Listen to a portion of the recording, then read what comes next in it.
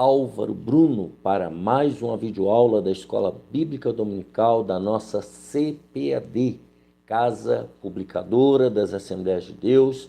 Nós estamos na lição de adultos, primeiro trimestre de 2025, cujo tema é Em Defesa da Fé Cristã. Lição comentada pelo pastor Ezequias Soares, homem especialista, apologeta. Ele é presidente da Assembleia de Deus lá em Jundiaí, do nosso Ministério do Belém, e presidente também da editora Sociedade Bíblica do Brasil. Então, nós estamos com a revista de adultos, lição número 6, 9 de fevereiro de 2025, o filho é igual com o pai. Essa lição da CPAD, nós queremos lembrar que a CPAD é a livraria evangélica do povo de Deus. Em todo o território nacional você encontra uma CPAD. É ali que você compra livros, revistas, bíblias, materiais evangélicos para o seu crescimento espiritual. A loja da CPAD aqui em São Paulo, ela está na rua João Tobias, 360, Belenzinho, bem ao lado do novo templo da Assembleia de Deus do Belém. Ali você procura o Moisés, a Berenice, pastor Jefferson, certamente toda a sua equipe, você será muito bem atendido. Também ali na Doutor Fon 140, no novo templo da Assembleia de Deus do Belenzinho, tem a livraria da Associação, no térreo. Você procura ali o irmão Alex, o pastor Silas, toda a sua equipe, e ali você também compra materiais evangélicos para a sua edificação espiritual. E a Provix, que é a livraria online do pastor Fernando, nosso amigo, nosso parceiro, que nos ajuda diretamente aqui no canal. Quando você compra na Provix, a livraria online, você está cooperando diretamente conosco aqui no canal do professor Álvaro Bruno. Já quero agradecer a todos aqueles que estão orando, intercedendo por nós, jejuando e abençoando este canal, principalmente pastor Reginaldo Aparecida Amaral, sua esposa irmã Maria Francileide, toda a sua família, tem sido um parceirão, um amigão, tem nos cedido esse espaço para um estúdio provisório. Deus abençoe irmão Reginaldo e sua família, também irmão Josué, marido da Marilena, que tem nos ajudado aqui com o cenário, com a iluminação, tem sido também um grande parceiro. Deus abençoe irmão Josué, sua esposa irmã Marilene e toda a sua família. E agradecer a todos os irmãos e irmãs do BNH que também nos apoiam, oram por nós, nos ajudam, nos estimulam a esse trabalho. Deus abençoe. E em todo o território nacional, Deus abençoe a todos os irmãos que estão cooperando conosco. Lembrando, deixa aqui embaixo o seu gostei, se inscreva no canal, se ainda não é inscrito, incentive outras pessoas também a se inscreverem no canal e continuem orando por nós. Vamos lá, lição número 6.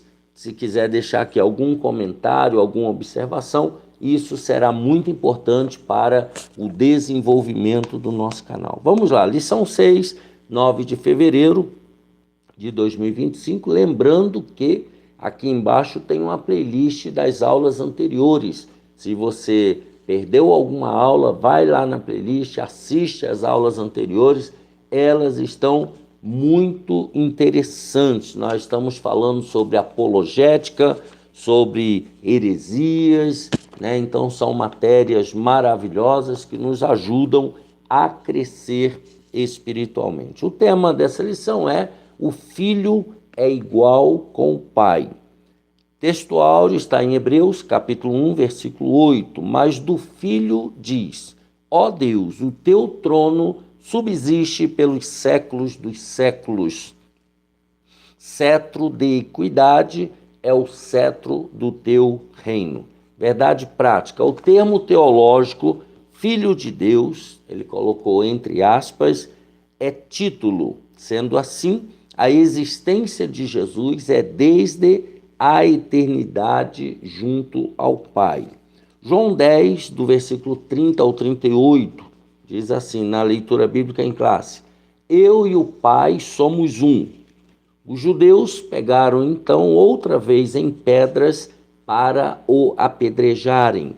Respondeu-lhes Jesus: tenho-vos mostrado muitas obras boas procedentes de meu Pai. Por qual dessas obras me apedrejais? Os judeus responderam, dizendo-lhe: não te apedrejamos por alguma obra boa, mas pela blasfêmia, porque, sendo tu homem, te fazes Deus a ti mesmo. Respondeu-lhes Jesus: não está escrito na vossa lei, eu disse, sois deuses? Pois, se a lei chamou deuses aqueles a quem a palavra de Deus foi dirigida, e a Escritura não pode ser anulada, aquele a quem o Pai santificou e enviou ao mundo, vós dizeis blasfemas, porque disse, sou filho de Deus? Se não faço as obras de meu Pai, não me acrediteis, mas se as faço e não credes em mim, crede nas obras, para que conheçais e acrediteis que o Pai está em mim e eu nele. Quais são os objetivos desta lição? Primeiro, mostrar a doutrina bíblica da relação entre Deus Pai e o Filho unigênito. Segundo objetivo, refutar biblicamente a heresia do subordinacionismo. E terceiro objetivo, exemplificar como o subordinacionismo está presente na atualidade. Então, fique atento. Essa lição é muito interessante também. A palavra bíblica-chave aqui é unidade. Vejamos o que diz na introdução. Essa porção do Evangelho de João é uma das mais contundentes, uma das mais importantes, em mostrar que o Filho é igual ao Pai. Aqui está falando de Jesus de Nazaré.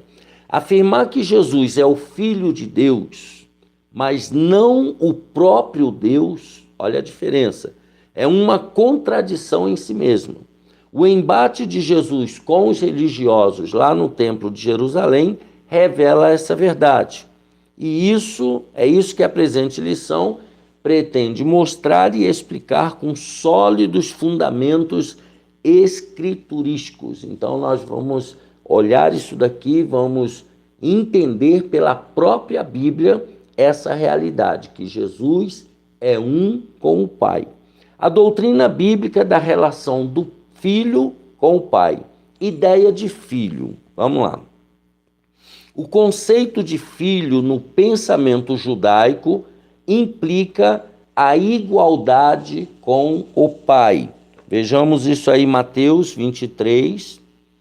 Pega aí, eu vou ler na Bíblia, na linguagem de hoje, mas você pode pegar também sua Bíblia de estudo pentecostal, a mais importante, na minha opinião.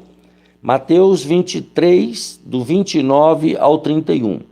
Ai de vocês, mestres da lei e fariseus hipócritas, pois vocês fazem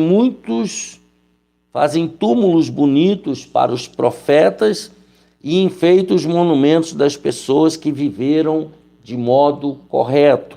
E dizem, se tivéssemos vivido no tempo dos nossos antepassados, não teríamos feito o que eles fizeram, não teríamos matado os profetas. Assim vocês confirmam que são descendentes daqueles que mataram os profetas. Então, uma das ideias de filho na Bíblia é a identidade de natureza. Isso pode ser visto no paralelismo poético do salmista, Salmo 8 e verso 4. Que é o homem mortal para que te lembres dele? E o filho do homem para que o visites? Esse paralelismo é sinonímico, em que o poeta diz algo e em seguida repete esse pensamento com outras palavras. Então são duas frases, né? E ele repete essa mesma frase com outras palavras. a ideia de homem mortal é repetida em filho do homem. Então, isso aí chama-se paralelismo. Outro exemplo encontramos nas palavras de Jesus, Mateus 23, 31, que acabamos de ler. Assim vós testificais que sois filhos dos que mataram os profetas. Está falando dos antigos. Isso porque os escribas e fariseus consideravam os matadores dos profetas como seus pais. Então, eles eram descendentes daqueles que mataram homens enviados por Deus para lhes admoestar e pregar a palavra. Significado teológico. Então, nós temos a ideia de filho na cultura judaica. Agora, o significado teológico. Indica igualdade de natureza, ou seja, mesma substância. É o que acontece com Jesus. Ele é chamado Filho de Deus no Novo Testamento, porque ele é Deus e veio de Deus. Então, veja que Jesus ele é da mesma natureza do Pai. Jesus mesmo disse, eu saí e vim de Deus. João 8,42. Saí do Pai e vim ao mundo. Outra vez deixo o mundo e vou para o Pai. João 16, 28. Quando Jesus declarou, meu Pai trabalha até agora e eu trabalho também, lá em João 5,17, estava declarando que Deus é seu Pai. No entanto, os seus interlocutores, as pessoas que estavam ali ouvindo, entenderam com clareza meridiana que Jesus estava reafirmando a sua deidade, pois, João 5,18, dizia que Deus era seu próprio Pai, fazendo-se igual a Deus. Então, naquela cultura, dentro daquele contexto de fala de Jesus, eles entenderam que Jesus não era só o Filho, ele era o próprio Deus, que era da mesma natureza. Esse é o significado teológico. O Filho é Deus. Vejamos isso. Filho de Deus é uma expressão bíblica para referir-se à relação única do Filho unigênito com o Pai. Então, fala de um relacionamento. A expressão Filho de Deus revela a divindade de Cristo, ou seja, ele foi gerado no ventre de Maria pelo próprio Espírito Santo. Essa verdade está mais clara na Bíblia do que o sol do meio-dia. Por isso, é estranho como pode haver tantos debates sobre o tema, que parece meio absurdo. O texto sagrado, mas do Filho diz, ó Deus, o teu trono subsiste pelos séculos dos séculos, cetro de equidade é o cetro do teu reino, Hebreus 1:8. É o mais crucial, pois é uma citação direta do Salmo, de Salmos 45, versos 6 e 7. Então, é importante prestar atenção naquelas passagens conhecidas dos crentes. O teu trono, ó Deus, é eterno e perpétuo. O cetro do teu reino é um cetro de equidade. Tu amas a justiça e aborreces a impiedade. Por isso, Deus, o teu Deus, te ungiu com o óleo de alegria, mais do que a teus companheiros. Salmo 45. Que história é essa de o Deus do versículo 7 está ungindo o Deus do versículo 6? Isso tem intrigado alguns rabinos desde a antiguidade, mas a epístola aos Hebreus traz a explicação e revela que Deus, nessa passagem, é uma referência a Jesus. A explicação está em Hebreus 1:8. Trata-se do relacionamento entre o Pai e o Filho e que a unidade de Deus ela é plural. Então, são três pessoas, Pai, Filho e Espírito Santo, em um só Deus. É um Deus só, mas três pessoas. Tá? Então, o Filho, ele é Deus. O número 2, a heresia do subordinacionismo. O que é isso? Vejamos. Orígenes, que a gente já vai falar quem é. O subordinacionismo é toda doutrina que declara que o Filho, ser o Filho, Jesus de Nazaré, subordinado ao Pai, ou um Deus secundário ou menos divino que o Pai. Então, isso aqui é o subordinacionismo, colocar Jesus abaixo do Pai. Tá? Os monarquianistas dinâmicos ou adocionistas e os arianistas são os principais representantes dessa heresia. Porém, Orígenes, que viveu no ano 185 a 254 depois de Cristo, foi o seu principal mentor. Vamos ver o que dizia Orígenes. A na vastíssima e complexa produção literária de Orígenes, ideias de acordo e contrárias à ortodoxia da Igreja. Ou seja, aquilo que a Igreja sempre defendeu, ele é contra. Como também ideias neoplatônicas e obscuras, de modo que, desde a antiguidade, os estudiosos do assunto eles estão divididos, cada um pensando e falando uma coisa. Ele exerceu grande influência no Oriente por mais de 100 anos, esse é o Orígenes. Nas controvérsias em Nicéia, que é um concílio que teve, havia os que apoiavam Ário, usando Orígenes como base, como também os que apoiavam Alexandre, opositor de Ário, também se baseando no mesmo Orígenes. Então veja aí que era um camarada controverso. Segundo seus críticos, parece que a trindade defendida por ele era subordinacionista, ou seja, o Filho subordinado ao Pai e o Espírito Santo subordinado ao Filho. No entanto, a Bíblia revela a igualdade das três pessoas da Trindade. Nós vemos isso em Mateus 28, 19 e 2 aos Coríntios 13 e 13. Vamos ver primeiro Mateus 28, 19, texto da grande comissão, que nós conhecemos muito bem. Mateus 28, 19.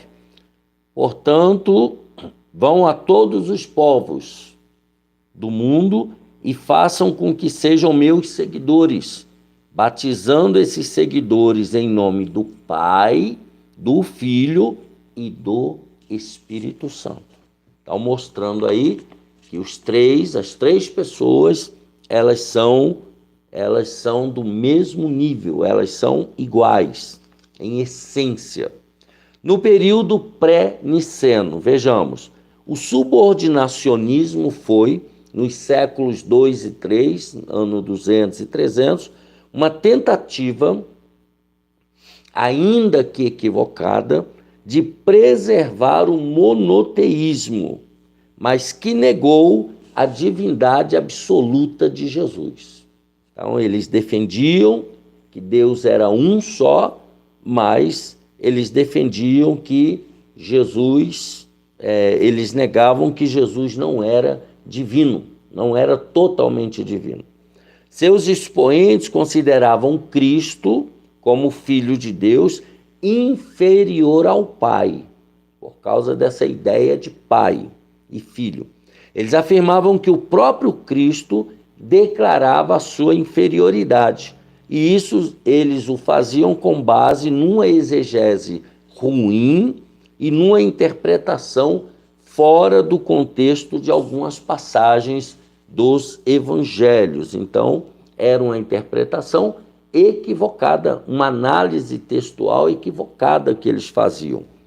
Métodos usados pelos subordinacionistas.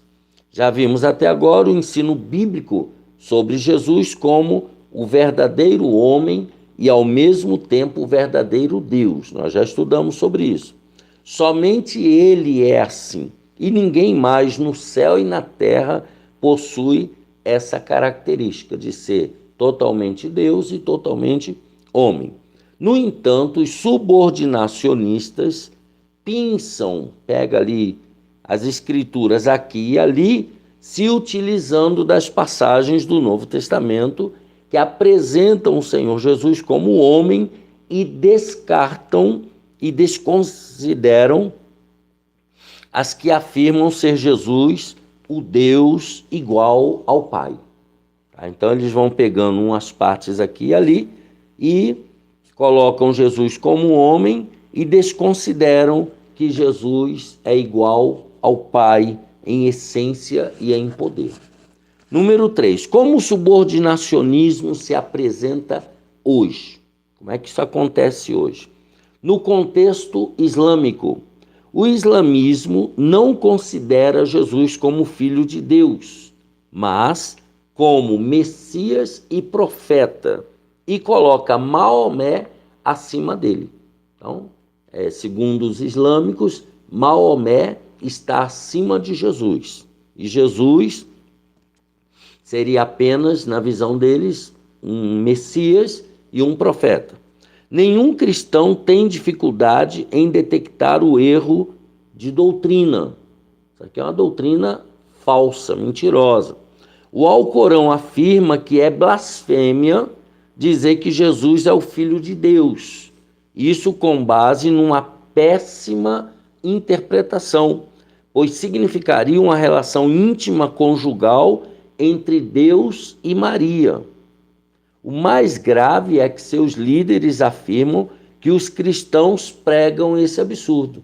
Então eles falam que isso aqui, quem prega é o cristão.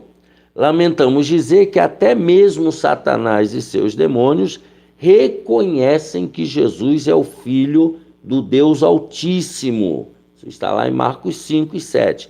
A expressão Filho de Deus no Novo Testamento significa a sua origem e a sua identidade, e não segue o mesmo padrão de reprodução humana.